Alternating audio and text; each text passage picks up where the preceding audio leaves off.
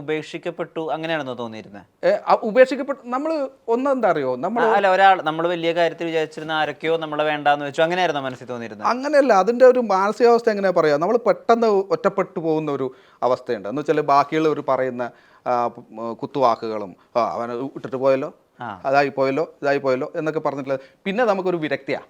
ഇനിയിപ്പോൾ എന്ത് പുല്ല് എന്ന് വിചാരിച്ചിട്ട് ആണുങ്ങൾ പൊതുവെ അങ്ങനെയാണ്. അവർക്കൊരു ഒരാൾ സപ്പോർട്ട് ഇല്ലെങ്കിൽ, അയാൾ ഒറ്റപ്പെട്ട് ജീവിക്കുന്നുണ്ടെങ്കിൽ, ഇത് ഒന്നുമില്ലാതെ മീൻസ് ഈ ലഹരി വസ്തുക്കളൊന്നുമില്ലാതെ വെള്ളമടിയോ ഒന്നുമില്ലാതെ ജീവിക്കുന്നുണ്ടെങ്കിൽ അയാളെ സമ്മതിക്കണം.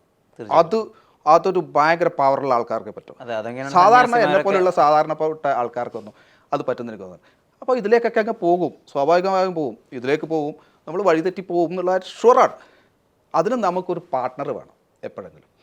ഇതിനിടയിൽ ഇങ്ങനെ നടക്കുന്ന സമയത്താണ് ജയ്സേട്ടൻ, ഇപ്പം നമ്മുടെ ഗുമസ്തനിലെ ജയ്സേട്ടൻ ഭയങ്കര സുഹൃത്തുക്കളാണ്. അപ്പം ജയ്സേട്ടൻ ഒരു പ്രാവശ്യം ഇങ്ങനെ ഇരുന്ന്, ഇതൊക്കെ തന്നെ കള്ളുകൂടി കമ്പനി തന്നെ ഇരിക്കുന്ന സമയത്ത് ജയ്സേട്ടൻ എന്നോട് പറഞ്ഞു, ജിഷ്ണ, നമ്മുടെ ജീവിതത്തിൽ ഒരു പാർട്ട്ണർ വേണം, ഒരു ഭാര്യ അല്ലെങ്കിൽ ഒരു പാർട്ട്ണർ നമുക്കെപ്പോഴും ആവശ്യമാണ് എന്ന് വെച്ചാൽ. ജയ്സേട്ടൻ പറഞ്ഞു, എൻ്റെ ഈ 2 കൈയും കാലും ഒടിഞ്ഞിട്ട് ഞാനിങ്ങനെ കിടക്കുന്ന ഒരു സിറ്റുവേഷൻ ഉണ്ടായിരുന്നു ലൈഫിൽ.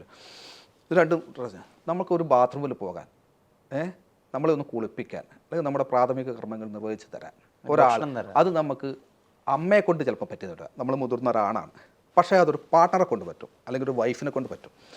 അപ്പം ഞാൻ പറഞ്ഞു, എനിക്ക് എൻ്റെ ജീവിതത്തിൽ, അത് ഞാനിപ്പോഴും പറഞ്ഞു, എൻ്റെ ജീവിതത്തിൽ ലൈഫിൽ ഒരു മാരേജോ അങ്ങനെയുള്ള ഇതൊന്നും ഇല്ല.